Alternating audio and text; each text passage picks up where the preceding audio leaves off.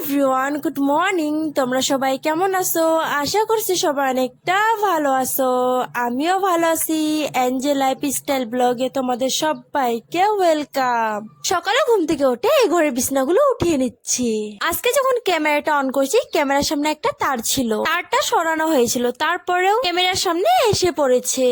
আর কি করব, ভিডিওটা ডিলিট না করে তোমাদেরকে দেখিয়ে দিলাম। ভাবছিলাম ভিডিওটা ডিলিট করে দিব, কিন্তু আর ভিডিওটা ডিলিট করলাম না। যদি ভালো কিছু তোমাদের সাথে শেয়ার করি, তাহলে খারাপটাও তোমাদের সাথে শেয়ার করব। সবকিছুরে ভালো খারাপ দুটা দিক থাকে। যদি ভালোটা টেনে নাও, তাহলে খারাপটা দূরে সরিয়ে দিতে হয়।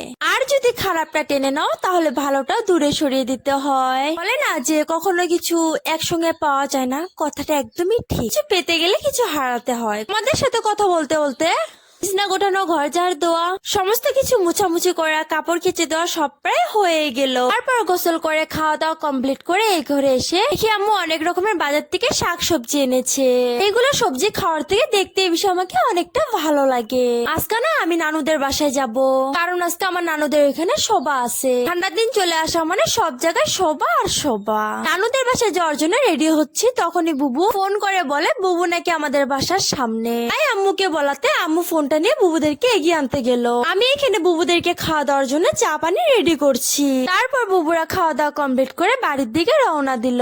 বোন এখানে বায়না ধরেছে সে নাকি ম্যাগি খাবে। এখন আমার এতটা রাগ উঠেছে যে নানি বাড়িতে আর যাবই না। তারপর আর কি করব, রেডি হয়েছে, যেতে তো লাগবেই। তারপর নানুদের বাসায় গিয়ে খাওয়া দাওয়া করে সবার শুনতে রওনা দিলাম।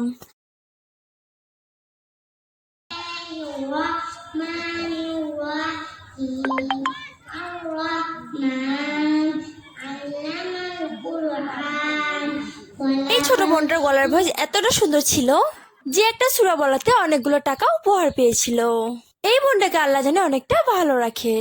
একটা সূরা বলতে অনেক মানুষের মন জয় করে ফেলেছে। আজকের ভিডিও এইটুকু। ভিডিওতে কিছু ভুল হয়ে থাকলে কমেন্ট করে জানাবেন কিন্তু।